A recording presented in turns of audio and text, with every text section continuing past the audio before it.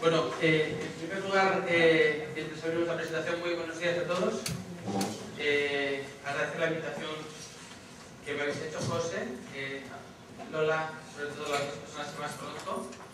Yo estoy bastante acostumbrado a hablar en público, dando charlas de lo que, no sé, de lo que sé hacer. Pero la verdad que me impresiona mucho la charla de José. Es difícil hablar de medicina, que lógicamente es lo que yo voy a hablaros después de haber oído una persona como José, que va a ofrecer una expresión, no diría brillante, sino de una realidad incontestable, ¿no? Sinceramente os digo que me cuesta dar una charla de lo que, bueno, se espera lógicamente de mí, como médico, como neurólogo, como persona que llevo unos aproximadamente 17 años dedicándome a esta enfermedad, casi en exclusividad. Yo soy neurólogo, y bueno, pues intentaré comentaros. Si algo yo creo cuando me acerco a un paciente con esclerosis múltiple, tal vez esta filosofía, y de todo lo que ha dicho es lo que más me ha gustado, probablemente lo de las muchas cosas que me ha gustado. Ciertamente uno tiene derecho a caerse y desafortunadamente se cae la gente con esclerosis múltiple, ¿no? Pero es fantástico que uno tenga la idea de poderse levantar o intentar levantarse. A veces es difícil, porque cada persona es un mundo, hay personas que nacen con más facilidad para hacer eso y otras personas que no nacen con tanto. Pero bueno, intentaremos. Yo creo que es una teoría que yo trato de decírselo a los pacientes y bueno, pues a veces lo conseguimos. No es verdad que hagamos las cosas bien, las intentamos y algunas veces nos salen bien dentro de la unidad que yo tengo el honor de dirigir y otras veces nos salen regular y a veces nos salen mal, ¿no? La verdad que nos molesta que nos salgan mal. Eso sí que os lo decimos, y cuando los pacientes vemos que no han ido bien las cosas o que no ha habido buen feeling o que no hemos dedicado tiempo, reconozco que nos molesta, ¿no? Y por qué no decirlo, disculpar a las veces, que algunas veces pues no hemos estado a la altura, y creo yo de las circunstancias cuando uno se pone una bata que no la llevo o que solemos llevar. Vale, salvo esta introducción pequeña, bueno, yo voy a hablar un poco del presente y del futuro, ¿no? Yo soy médico, yo soy neurólogo. Os tengo que comentar que sabemos algo más de lo que, cada vez sabemos algo más de lo que nos decía nuestro buen introductor, pero bueno, hasta hace 15 años, y es verdad, a mí me gusta decirlo así, hasta hace 15 y 16 años se sabía prácticamente nada de la enfermedad y sobre todo no había ningún tratamiento, ¿no? Yo hablaré de tratamientos, lógicamente, ¿no? Que es lo que vosotros también os interesa como neurólogo. El tratamiento es una parte de la medicina, una parte de la terapia, que es la que a mí más me toca, ¿no?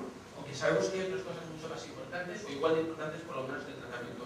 Pero a mí la parte que me toca, bueno, tiene algunas cosas que su importancia es lo que yo hablar, y por supuesto sobre todo voy a hablar de tratamientos de presente y por qué no decirlo de futuro, de futuro, porque yo creo que el futuro, por qué no decirlo, es esperanzador y por eso os lo voy a ir un poco comentando lo que pueda haber. ¿Esto se pasará así? No, ya tengo mal. Perfecto.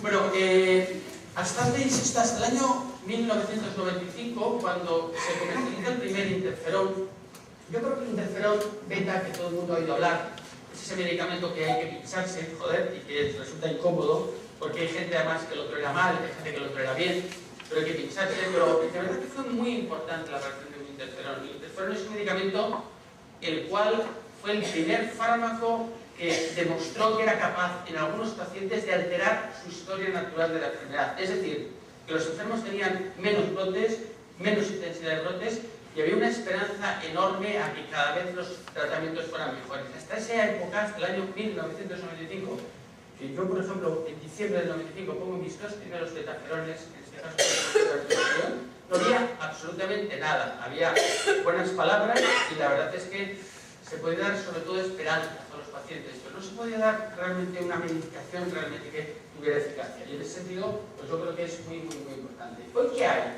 Lo conocemos, esto para... Mira, en el centro...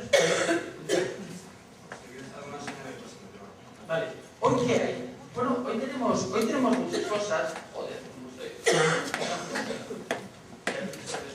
No.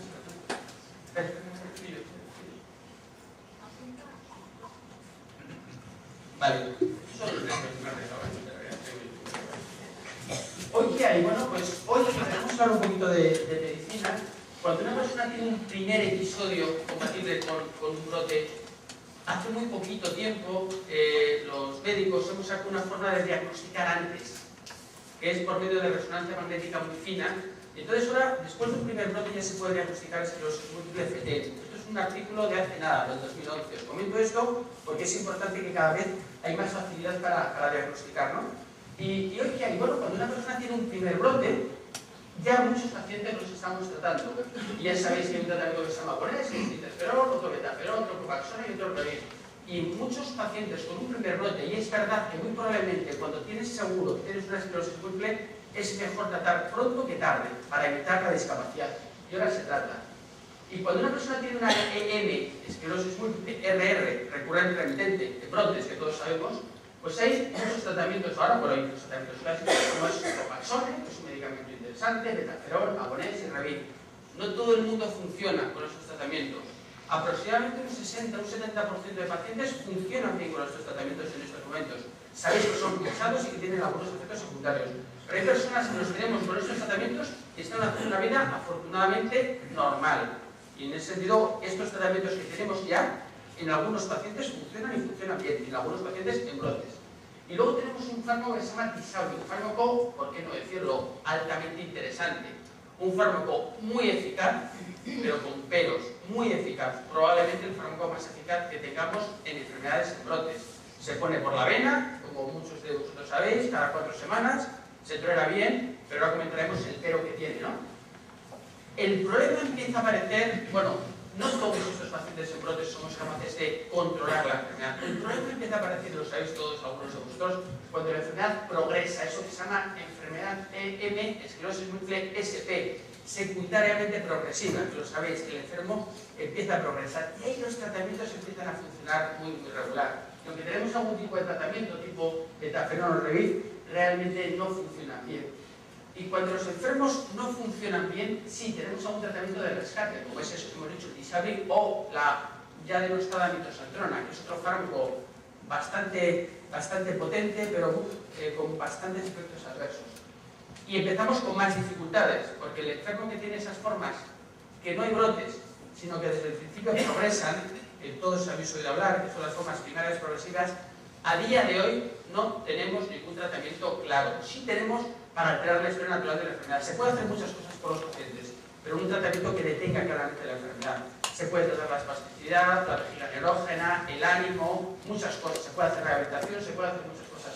Sí deciros que hay 2 grandísimos estudios internacionales en los cuales afortunadamente estamos participando, de 2 moléculas nuevas para ver si somos capaces de demostrar que son eficaces.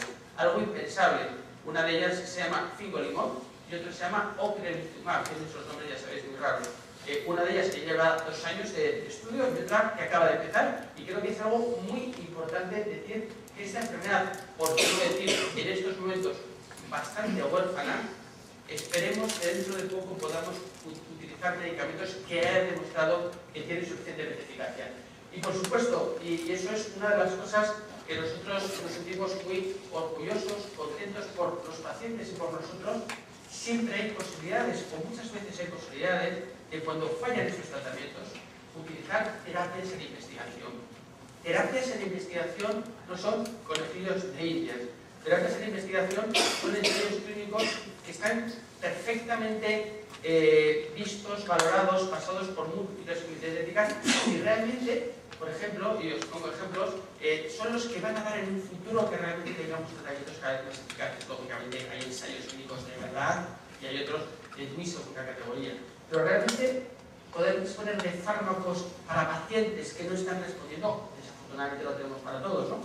Yo creo que es un grandísimo atractivo, por ejemplo, para los pacientes y, por supuesto, para los profesionales que nos dedicamos a esto, ¿no?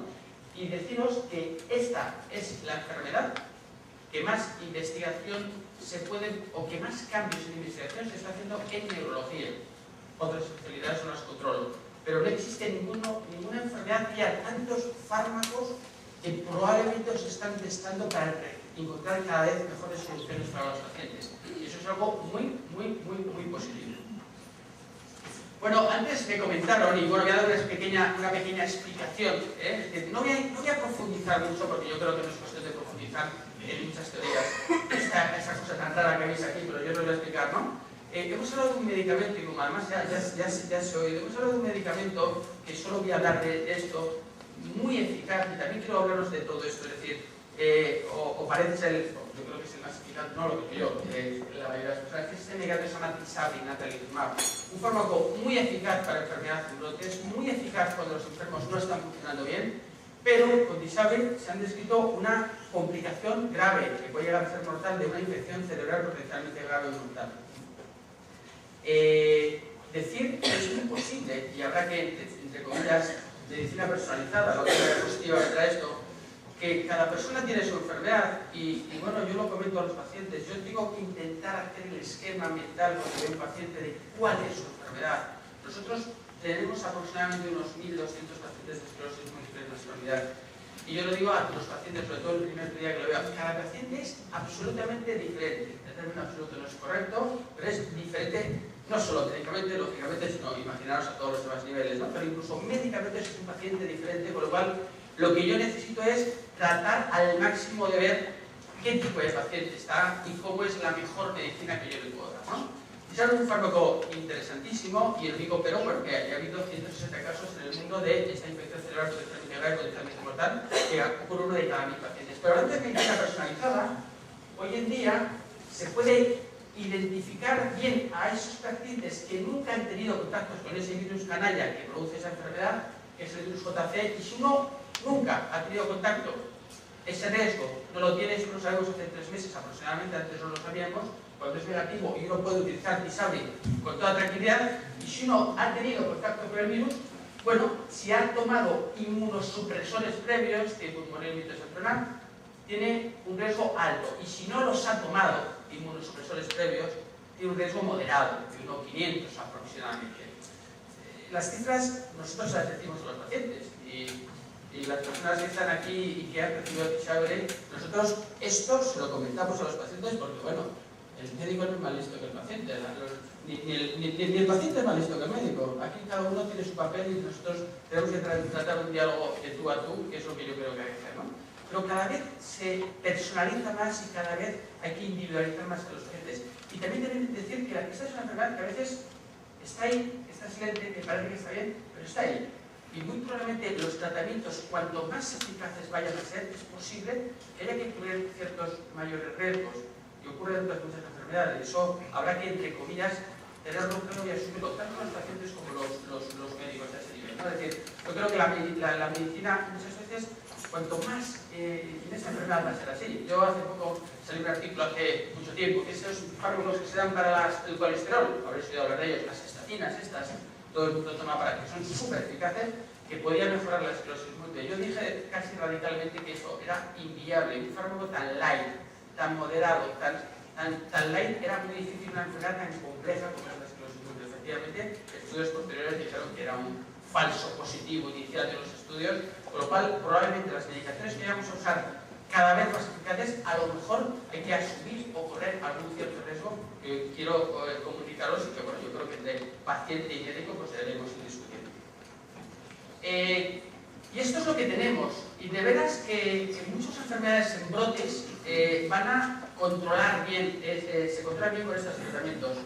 Que los interferones, el copaxone, Tysabri han cambiado la vida de muchas personas, otros no. Cuando la enfermedad progresa no tenemos buenos tratamientos, y la enfermedad primaria progresiva no tenemos buenos tratamientos.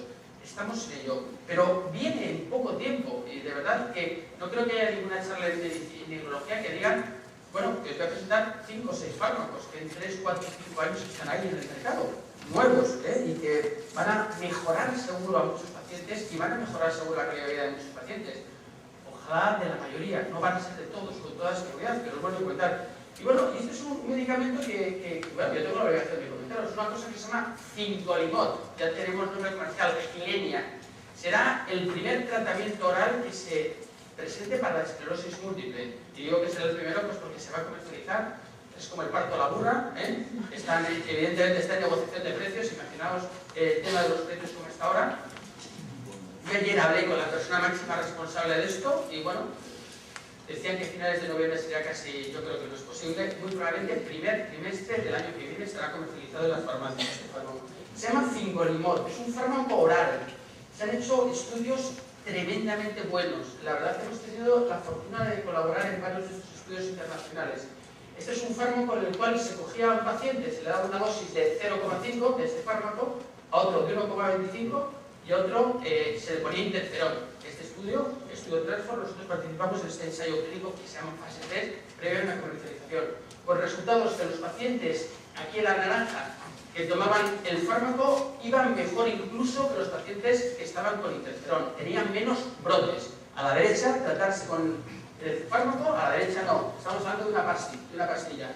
Y luego se hizo otro estudio parecido contra un no tratamiento, que se llama placebo.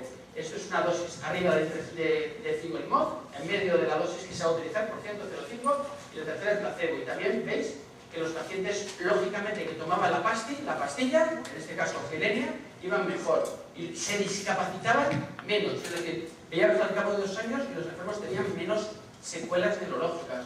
Conclusión, el medicamento se va a comercializar en formas en brotes.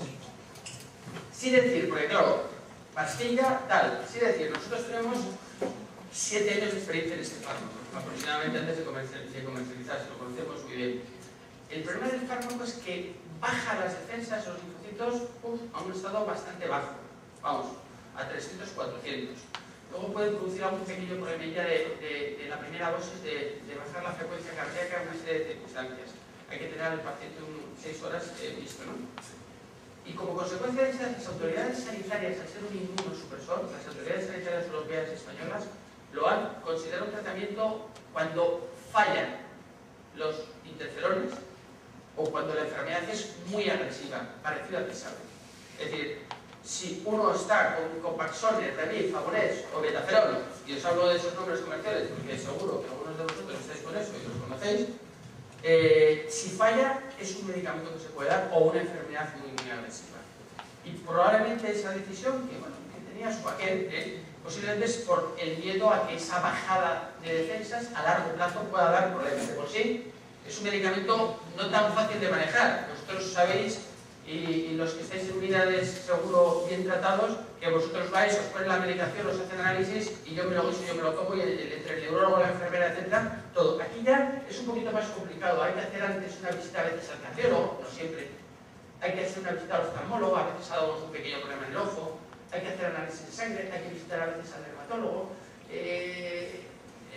Hay que estar 6 horas antes en la primera dosis, hay que estar 6 horas en el hospital para que no te baje la frecuencia cardíaca. Es decir, es una pastilla, yo creo que muy interesante, de segunda línea de tratamiento. Segunda línea significa cuando fracasan los primeros y que va a dar alguna otra pequeña cosilla. Pero bueno, dentro de 3 meses tenemos una pastilla, desafortunadamente, solo para enfermedades en brotes. Insisto, este fármaco se está testando en estos momentos para la forma progresiva de la enfermedad, lo cual es una cosa importante, muy importante, yo creo. Ojalá salga bien. Pero fijaros, y os traigo este también producto, y estos papers, nosotros le llamamos papers, estos artículos, están publicados probablemente en una de las revistas, tanto el otro como este, más importantes del mundo en medicina, que no es una revista de neurología, es una revista ya general, se llama el New England. Publicar el New England es, bueno, pues como ser el Papa, prácticamente, ¿no? Entonces, decir que todas estas fármacos se están publicando de la importancia que tienen en la revista más prestigiosa, no de neurología, sino de la medicina en general, para que veáis el impacto que tiene la esclerosis múltiple y estos fármacos ahora mismo a nivel no de la esclerosis múltiple, no de neurología, sino en general. Pero fijaros también que este fármaco que se llama cladribina, y por eso también lo traigo, había dado unos buenos resultados, pero como consecuencia de los efectos secundarios que tuvieron varias infecciones por herpes, las autoridades sanitarias han visto que es un medicamento poco seguro, eficaz pero poco seguro. Hay que tener en cuenta que esto es una enfermedad de largo plazo. Y este fármaco, que tenía riesgos de eficaz por falta de seguridad y aún publicado en sitios fantásticos, ha sido renegado tanto de la Agencia Europea del Medicamento, que se llama EMA, y de la Agencia Americana del Medicamento, la famosa FDA, que se llama, ¿no? Por lo cual, este fármaco, después de una investigación tremenda, sale fuera porque, por supuesto, necesitamos medicamentos eficaces, pero también seguros. Este fuera. Pero hay 3 tratamientos orales más que quiero comentaros. 3, ya tenemos lo que va a comercializarse, y hay otros 3 que, si van bien las cosas, y dentro de 15 días tenemos la reunión más importante a nivel europeo y mundial de esto, de esclerosis múltiple, y los resultados casi definitivos de estos ensayos se van a publicar allí en Ámsterdam. Pero hay 3 fármacos orales muy interesantes también, inicialmente para formas de brotes, que además son menos inmunosupresores, es decir, probablemente menos peligrosos, y se parecen un poquito más a los interferones y al copaxón, es decir, que probablemente tengan un perfil más fácil de seguridad. Uno de ellos se llama terifluramida, yo os lo comento, dirán, pues son 3, pero para que os suene, es un fármaco oral, complicado, que se ha utilizado antes en la artritis reumatoide, una enfermedad reumatológica que habéis oído hablar y que a veces se parece un poquito a la esclerosis múltiple, y que además eso, sobre todo lo que produce es se carga las células malas, las proinflamatorias, y activa las células antiinflamatorias. Ya sabéis que en el cerebro se produce una inflamación en la esclerosis múltiple, pues es un mecanismo que actúa ahí. Con unos resultados inicialmente en resonancia, es decir, los pacientes en la resonancia inicial, cuando se testa un fármaco, lo primero que se hace son estudios en fase, se llaman 2, para ver la seguridad del fármaco y para ver si realmente parece eficaz esto en poco tiempo, por ejemplo en 6 meses. Y solo para ver eso se hace mucha resonancia magnética, se llaman estudios en fase 2.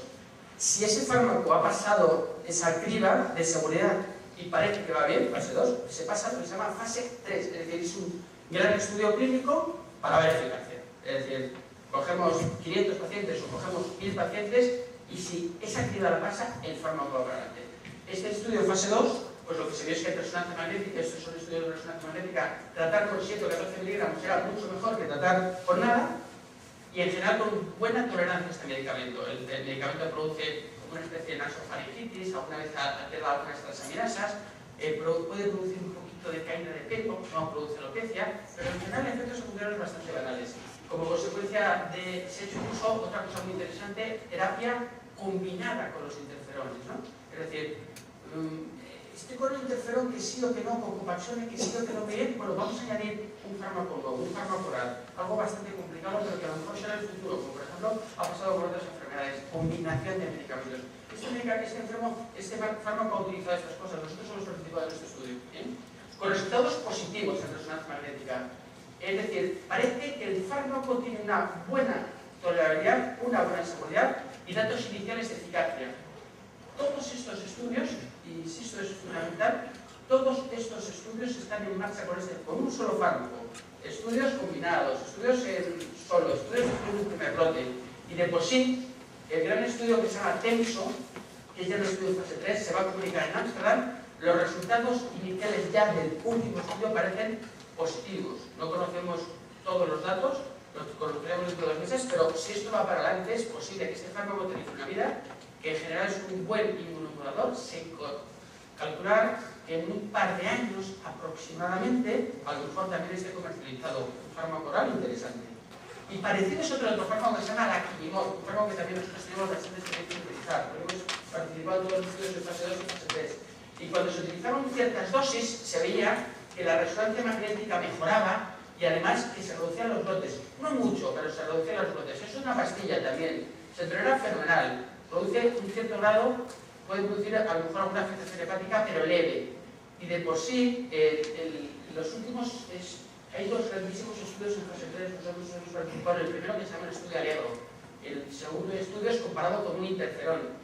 Y de por sí estos son datos muy preliminares de este año que se han comunicado a la Academia Americana de Neurología, que parece que es eficaz e incluso que pudiera tener un cierto efecto neuroregenerador de cara a lo mejor a futura terapia en formas progresivas. Y de por sí yo tengo una cierta información que a lo mejor, y ojalá sea así, se pueda testar dentro de protocolos de ensayos clínicos en formas de progresión. Y puede ser otro fármaco muy interesante, terifluramida, laquinimod, y el último fármaco oral se llama fumarato, que es este. Es otro fármaco también muy interesante. Estudios en fase 2, ya no lo sabemos todos, es decir, resonancia muy bien, ha resultado eficaz. Hay 2 grandísimos estudios que se llaman DEFINE y CONFID para ver si realmente el fármaco funciona. Y hay algunos resultados ya de este estudio del DEFINE, en el cual hay una nota de prensa hace muy poquito tiempo y sabremos los resultados ahora en Ámsterdam, que parece que es un fármaco oral que puede funcionar en formas de brotes y en general muy bien tolerado. Tiene una intolerancia digestiva, nosotros hemos participado en uno de los ensayos, y es el tercer fármaco. Yo creo que nos tiene que dar esperanza de fármacos nuevos para a lo mejor ser más eficaz y sobre todo mejorar la calidad de vida de los pacientes. Y esos son los tres: el que va a venir ya, que está comercializado, Fingolimod, nombre comercial ya tiene, y otros 3 fármacos orales para enfermos a lo mejor ya no tan agresivos. Pero luego hay para el que no responde, y este es una bomba, se llama Lentutumab.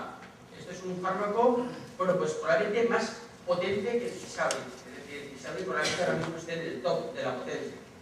Y claro, ¿a quién le queda un fármaco potente? Joder, que va mal.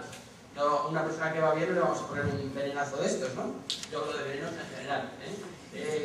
Este es un inmunosupresor salvaje, es decir, te quita las defensas, vaya, ¿no? Incluso comparándolo con este medicamento, este equivaldría, es una imagen visual, este equivaldría a una persona con Revir, que bueno, que es eficaz, pero no mucho. Y estos son los de Lentutumab. Este es un fármaco que en algunos pacientes para completamente la enfermedad. Para es parar, la enfermedad entonces. ¿Qué pasó con ese fármaco? Bueno, producía un problema de tiroides grave. El 30% le dejaba a las personas hipertiroideas, que es una cifra muy alta, y luego un problema de plaquetas importantísimo. Bajaba las plaquetas y hubo una muerte en el estudio en fase 2 por una hemorragia cerebral por bajada de plaquetas. Nosotros hemos participado en el estudio en fase 3, estamos participando, no tenemos resultados. Claro, se ha pormenorizado evitar cualquier efecto secundario, de momento no ha habido ningún efecto grave en estos momentos de ese estudio. Este era un fármaco que habrá que verlo, a lo mejor no podemos utilizarlo mucho tiempo, pero será un medicamento probablemente de rescate para gente que vaya mal, interesante. Un fármaco con formas agresivas. Este es otro fármaco menos conocido que se llama Daclizumab, que ya no me queda mucho. Bueno, ahí no. Este se pone una vez al mes subcutáneo.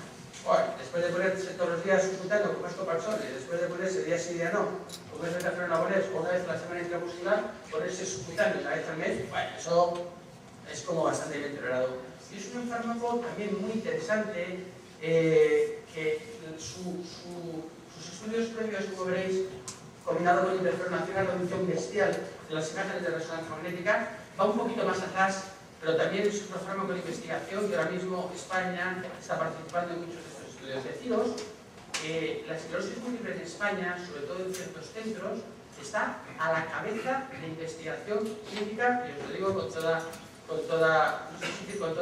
verdad, del mundo. Como no tenemos grandísimos laboratorios de investigación de ciencias básicas, pero sí tenemos una experiencia en estos momentos en investigación clínica que hace que cualquier fármaco de estas características pase por el hospital. Os pongo un ejemplo. En formas primeras progresivas, en ese estudio que se llama Fingolimod, un hospital de España ha sido el segundo más reclutador del mundo y otro ha sido el tercer más reclutador del mundo. Nosotros estamos en el tercero. Pero otro hospital de Sevilla, por ejemplo, ha sido el segundo mayor reclutador del mundo, es decir, de más experiencia del mundo. Y como eso, otros muchos fármacos en ese sentido que afortunadamente hemos entrado en esa rueda y creo que es muy interesante para los pacientes, ¿no? Incluso de los medicamentos que tenemos ahora, por ejemplo, muchos de vosotros habréis alguna vez pinchado ese medicamento que se llama Monex, que se pone una vez a la semana intramuscular. Pues bueno, pues se está tratando de mejorarlo. Y este es un Abonex, el interferón pregenado es un Abonex en la cual se va a intentar que con una combinación se tenga que pinchar uno en vez de una vez a la semana, una vez cada 2 semanas o una vez cada 4 semanas. Oye, es igual de eficaz y mejoramos calidad de vida, pues muchísimo mejor. Y no olvidar que aparte de estos fármacos que alteran la historia natural de la enfermedad, es decir, que os vengo a presentar lo que tendrá y me va a pedir muy probablemente, incluso es muy importante que veamos calidad de vida de nuestros pacientes. Habéis oído hablar también de este medicamento, que primero se paró y luego os lo comento porque al año que viene probablemente se comercialice y puede ser interesante para muchos pacientes, incluido estos que están un poco más huérfanos y que no podemos tratar de momento muy bien como son las formas primeras clásicas. Este fármaco se llama Famotidina. ¿Esto qué es? Esto es un fármaco que la mielina que está cascada, que está rota, que está desmilizada, que está un poco neurodegenerada a veces, pues favorecer un poco el impulso nervioso de la mielina para mejorar la velocidad de los movimientos. Se llama Famotidina, un tratamiento sintomático, para que yo pueda andar con un poquito más de facilidad, para que pueda poner los datos con un poquito más de facilidad. Bueno, cuando el médico lo ve, vaya, pero las personas que desafortunadamente sufrís bueno, pasitos, como yo digo, pasitos para adelante, joder, son bienvenidos. Pasitos para atrás son horrorosos. Es decir, ese pasito pequeño que uno valora poco, ese pasito para atrás, joder, es decir, no es mucho, pero es que te jode, ¿no? Y te jode mucho en muchas cosas de tu calidad de vida, ¿no? Esos pasitos para adelante, esto es lo que pretende fanpridina. Unos resultados, vamos a ser sinceros, moderados. Es un fármaco oral, que lo que trata es que esta mielina, como veis en la derecha, está regular, favorecer el impulso nervioso de la mielina. Se han hecho estudios con un fármaco oral que se da cada 12 horas, se da por la boca, y lo que se ha visto, y aquí os estoy con pequeña gráfica, es que las personas que tomaban fanpridina iban más deprisa a la hora de andar, se cronometraba, las personas que podían andar o que andaran con dificultades, que las personas que no lo tomaban. En resultados de un 30 y tantos, 40%, no una cosa muy exagerada, pero que parece que la movilidad en algunos pacientes mejoraba con este fármaco que se llama fanpridina, que se da cada 12 horas, y que muy probablemente ha sido autorizado ya por las agencias europeas. Y como hay crisis, me imagino que será probablemente este año, 2012, y calculamos segundo, probablemente casi seguro tercer trimestre del año que viene, este medicamento esté comercializado, muy probablemente, no que comercial, Fampira, Vampira o Fampira. Y también algunos tenéis experiencia en esto, y además el 50% de pacientes funcionan y el 50% no. Nosotros tenemos bastante experiencia, Satirex. Ya sabéis que uno de los problemas que tenemos, esto también es nuevo, os traigo porque coño, hay cosas nuevas. Ya sabéis que uno de los problemas que tienen muchos pacientes es que tienen duras las piernas, rígidas. Nosotros que somos más cursos lo llamamos espasticidad, ¿no? Es decir, cuando las piernas se atraviesan, que es lo contrario, que os voy a decir, ¿no? Pues este es un derivado de cannabinoide, además es un medicamento, pues eso, que mola, ¿no? Es un medicamento que viste, ¿no? Pues sí fue muy apoyado por eso. Nosotros tenemos experiencia en ensayos clínicos previos de comercialización de un dolor en espasticidad, y como consecuencia de ese ensayo de espasticidad se ha visto que es un fármaco que es curioso, es la combinación de dos cannabinoides, es decir, esto es, evidentemente no es un porro. No, es verdad. Es decir, los cannabinoides son múltiples sustancias. Estos señores lo que han hecho ha sido coger dos sustancias que se complementan en potencia y evitan efectos secundarios. Es decir, han cogido dos sustancias diferentes, dos cannabinoides diferentes, y lo que hacen es que los mezclan para que la eficacia sea buena, pero evitar el efecto secundario, evidentemente, de colocar. Claro, es decir, ya vosotros que a veces con dosis bajitas de todo, os colocáis un poco de psicofármacos y tal, todos habéis también vivido, uno toma, cuando uno tiene 20 años, toma una cerveza o otra cosa, y bueno, pero ahora con una cerveza, con un par de vinos, está uno un poco colocado, ¿no? Pues este medicamento está diseñado para no colocarse. En general es un medicamento que el 50% de las personas que tienen espasticidad y que no responden a otros fármacos, va bien. Nosotros tenemos experiencia, llevamos un tiempo comercializado. Es un fármaco interesante para algunos pacientes, para algunos. Bueno, conforme más pacientes vayamos tratando y mejorando la calidad de vida, pues mejor. Es un medicamento muy de diseño y muy interesante, con resultados buenos y ya comercializado. Es una, en general, integrado, ¿no? Me quedan 3 diapositivas o 4, señor moderador. Bueno, esto es una diapo que la hice hace tiempo y no la dejo, porque me gusta. Este es Charcot en el año, claro, no en el año 2005, Charcot en el año 1872. Charcot era un neurólogo francés al que se le denomina que fue el que, no es que primero, el que, digamos, estableció las bases de lo que era una esclerosis múltiple en la época francesa. Este Charcot, evidentemente, los diagnósticos hacían abriendo la cabeza de una persona, pero se llama esclerosis múltiple. En los franceses lo llamaban esclerosis en placas, ¿no? Veían que había placas de escleróticas, ¿no? Esto es Charcot y esto es la Helen, con energía y con fuerza, ¿no? Levantándose con energía y con fuerza, ¿no? Estos son todos los tratamientos que tenemos ahora mismo. No había nada hasta el 95. Estos tenemos Betacorona, Bonet, Revif, Copaxone. Este se sabe cuando aparece en el año 2008. Esto es todo lo que va posiblemente a aparecer. El primero que va a aparecer es Figolimod. Ahora, mira, lo puse bien. Mira, voy a cuadrarlo, en el 2001-2002. Esto no lo he cambiado, desde que lo puse. Este es Figolimod, Gilenia, oral. Estos son orales. Terifluramida, que hemos dicho, la Figolimod, BG2, Fumarato. Y luego, probablemente, Infliximab, Daclizumab. Todo esto va a venir de cara a no excesivamente tiempo. Yo creo que es una cosa fundamental. Os aseguro que casi todas las semanas, a lo mejor alguna no, o todos los meses, recibo alguna llamada de algún nuevo fármaco que si queremos participar en algún ensayo clínico, muchos de ellos interesantes, otros me parece que no aportan grandes cosas a los pacientes y lógicamente los necesitamos, ¿no? Pero nos cuesta poder asumir, precisamos, como veréis luego, 12 personas, la cantidad de investigación clínica que nos proponen para nuevos fármacos de investigación. También este es el futuro, claro, en blanco están los tratamientos comercializados y los otros son los que probablemente se comercialicen. Tenemos copaxone, los interferones, natalizumab, mitoxantrone, bueno, a veces utilizamos la base de ciclofluorina, pero viene 5-limod, viene la quinimod, viene MG12, viene triazonamida. Esta forma de pirámide significa tratamientos para enfermedades menos agresivas abajo y más agresivas arriba. Tratamiento personalizado, es decir, no es lo mismo tratar a un paciente que otro. Y luego una segunda línea natalizumab y vendrá, que la divina ya no vendrá, pero a lo mejor natalizumab, y luego vendrá a lo mejor opializumab, y luego vendrá alituzumab, y luego algún otro medicamento más. Es decir, esto cambiará dentro de 6 meses, hasta sí que tendré que cambiarlo, lógicamente, porque sabremos mucho más de ello. Y por supuesto hay 3 cosas más que quiero añadir. Estas sí que son mis 3 últimas diapositivas, me quedan 3 y la última. Que medicina personalizada, y cada vez estamos intentando buscar marcadores genéticos que nos digan cómo van a evolucionar los pacientes y cuál va a ser la respuesta a un tipo de tratamiento. Para no perder el tiempo. Si yo supiera desde el principio exactamente esto, pues claro, diría ¡pum! Aún estamos un poco lejos, en cáncer ya se puede hacer en algunos tratamientos. Aquí estamos aún un poco lejos, pero por ejemplo, todos los estudios de investigación se sacan muestras, evidentemente con permiso y con tal, muestras genéticas para no sé si ahora en un futuro podamos ver más. Y la verdad que los temas son muy importantes en la vida, en todo. Y si supiéramos esto, pero se está trabajando mucho en esto para que evidentemente cada vez saber más desde el principio de la enfermedad y cuál va a ser la respuesta de tratamientos. Y luego, claro, estamos buscando tratamientos reparadores. Está muy bien tratar a un paciente. Si es posible, si tratamos a un paciente después de un primer brote, que el enfermo está como muy bien y somos capaces de controlarlo, ahí vamos a ir bien. Pero claro, cuando ya la enfermedad progresa o ya ha progresado, ahí tenemos un problema en estos momentos muy grande y de momento no podemos hablarlo. Y se está tratando de hacer los famosos trasplantes de células regeneradoras o de células madre.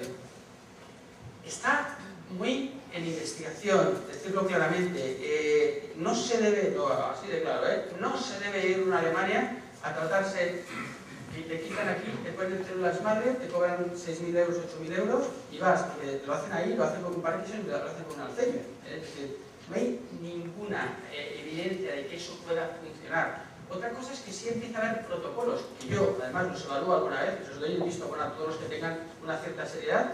Hay algunos protocolos para empezar a saber cosas de lo que es el trasplante de células madre en esclerosis múltiple. La esclerosis múltiple es una enfermedad complejísima, desde el punto de vista de cómo actúa, mecanismo y luego cómo hiere. Entonces, las células madre funcionan seguro en ciertas estructuras. Por ejemplo, el corazón es una estructura mucho más fácil, vaya golpe.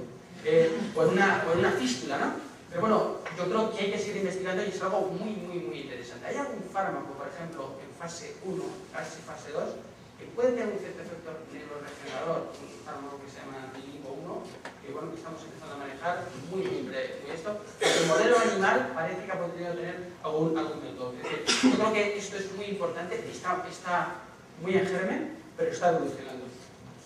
Esta diapositiva, que es la última, la pongo en el curso de residentes, hablando de todo. Yo suelo dar, hay un curso de residentes de neurología de esclerosis múltiple y yo suelo ser una de las personas que hablo. Y esta la he sacado del curso de residentes de este año, que fue en Murcia, creo que sí, Murcia. Y yo les cuento esto a los residentes y vale también para vosotros. Es decir, ¿cuáles son las preguntas a afrontar? Bueno, que necesitaríamos controlar cada vez mejor a muchos pacientes que aún no están controlados de formas en brotes. Aunque estos son afortunadamente los que más tratamientos tenemos y con los futuros tendremos muchos más. Y que desde luego este es el gran caballo de batalla, las formas secundarias progresivas y primarias progresivas, que no tenemos tratamientos definitivos. Pero, os lo digo, hay estudios muy importantes en marcha ya. Tercero, que necesitamos terapias neuroregeneradoras y que aún en pequeño germen las estamos empezando a valorar y evaluar. Cuarto, que lo que necesitamos con los pacientes es un buen diálogo, como hemos comentado, y un trato personalizado, como hemos comentado. Esto va a los residentes, a los futuros neurólogos. Esta es una diapositiva para ellos. Quinto, tiempo para los pacientes. Eso de la hora, yo no sé si me has oído o me lo he dicho, es decir, eso es una cosa que yo suelo ser medianamente educado, suelo ser, se me va la olla, ¿no? Es decir, yo por ejemplo, un enfermo nuevo no me lo pueden colar, me refiero, no me... Oye, mira, he hecho un vistazo a un enfermo nuevo, digo, no, de verdad, prefiero quedarme mal ese día Digo, no, un enfermo nuevo necesita una hora para conocerlo yo a él y él me conoce a mí, ¿no? Entonces, tiempo para los pacientes, es verdad que a veces las pasamos, que a veces no tenemos. Sinceramente, obviamente la presión existencial, pero hay que buscarlo como sea, y hay que sufrirlo y hay que buscarlo, ¿no? Sinceridad y verdades científicas, es otra cosa fundamental. Cuando digo sinceridad, es decir, el paciente tiene que ser absolutamente protagonista de su tratamiento y hay que hablar con él de sus cosas y como veréis además que cada vez se va a complicar un poquito más, evidentemente lo que hay que conocer es muy bien los medicamentos y los pacientes de cara a hablar con los pacientes.